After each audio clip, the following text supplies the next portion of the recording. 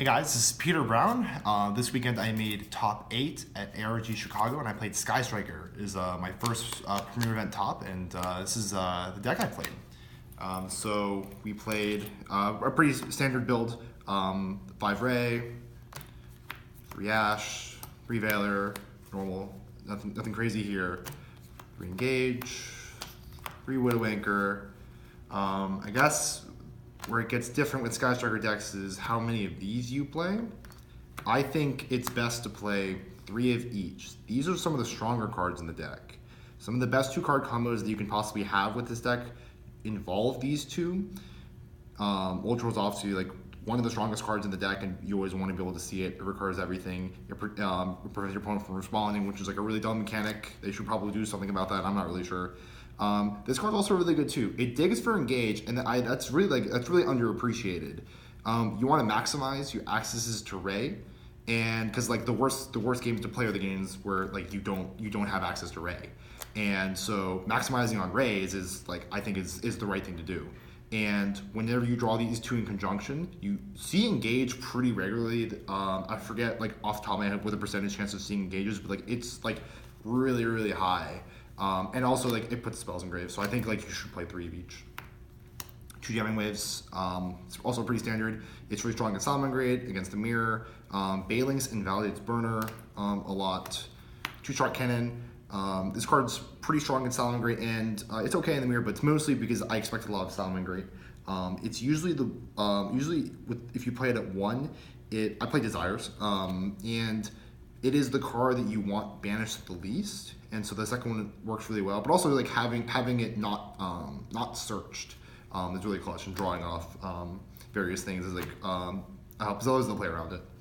1 booster. You can play more, but I play 3 Call by the Grave as well, and so I think you only need the 1 burner. It says 3 Call by the Grave.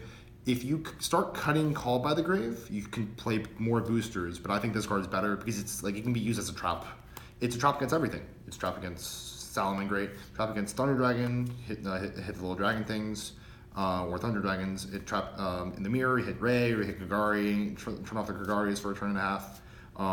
This card is like exorbitantly strong right now, and being able to use it defensively and offensively is like really good. 2 Terraforming. 2 Desires. I think this card is better than Foolish Burial Goods. It is just like objectively more powerful. If you ignore the banished 10, you draw 2 cards, and that's just like really good. I feel like people like underappreciate how strong that is. You rarely ever like look at your banished 10 and be like, oh, I'm dead now. Like it's not usually what happens. You usually look at it like, oh, this is fine, and then you draw 2. Like it's really fine. This card I think is better. It's not as good in the mirror because the games are a little bit grindier. And so like I think you side out 1 or side out 2 in some of those grindier games, but if you're playing like the strong combo decks and you need to see your stronger cards because their decks are really powerful, you want to play Desires. What up starts? 3 Summon Limit. This was arguably the best card in my deck. Like obviously that doesn't have Sky Striker in its name. It steals game 1 wins a lot. So like going first and seeing this obviously is like really insane. You can also like see it going second, and it wins against a lot of things. Against like Salamangreat, especially like it has the element of surprise. Against Salamangreat, I would keep it in, and they would like have their board. They'd be like Sunlight Wolf, Jack Jaguar, and the horse, and then they'd make 2 nonsense summons, and I flip summon them, and they're like, oh, my turn's over. Like, yeah, your turn's over, and then I go to my turn, and I destroy them.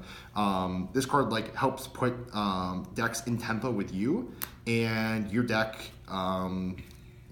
abuses that, and it gets ahead with by activating engage a bunch of times. This card's really strong. Really happy I made it. It's partially why I think I topped. Extra deck, normal. There's nothing special about it. 3 Kagari, 3 Shizuku,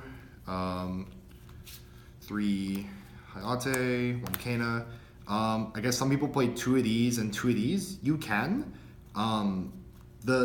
It rarely matters. Like this slot right here is designed for the combo where you area 0 target Ray, chain Ray, and then you summon 1 of these. And like if you summon Kana or Hayate, it doesn't matter because you get sent to grave anyway. So like it rarely ever matters. I just like the more Hayates because like I think it comes up more. I think it's a stronger card. And like I was afraid of Imperial Order. This card comes up a lot when you get under order, and you just kind of like make it go by faster because you go Hayate and then like Entei Shizuku start something to thin your deck out. Hayate is I think is great. Phoenix, Unicorn, and Girsu, Top Logic, Boral Sword, Standard. You can play Hito over this card. I think in hindsight, I may have done that. I wasn't actually really aware of that. Someone mentioned that to me at the event. That might be correct. But otherwise, like it's fine. But we should look into that. But I'm very happy with the extra deck. It's mainly focused on the Sky Strikers anyway. For the side deck, 3 Shared Ride, 3 Twin.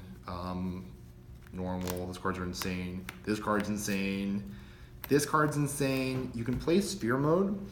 I just feel like this card is better because it does the same function but it can't get Levianeered because yes, it's just a 20% chance that they hit Levianeer, but there's a 0% chance they Levianeer this card because they can't summon Levianeer. So you draw this card, you win anyway.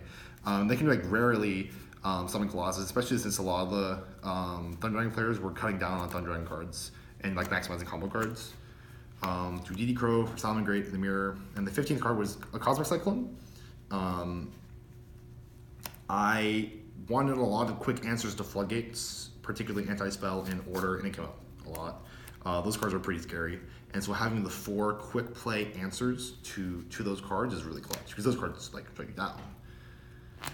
And that is the deck. So it's good. Want to shout out to the Young Zings, the Island Games back in Virginia, and see you next time.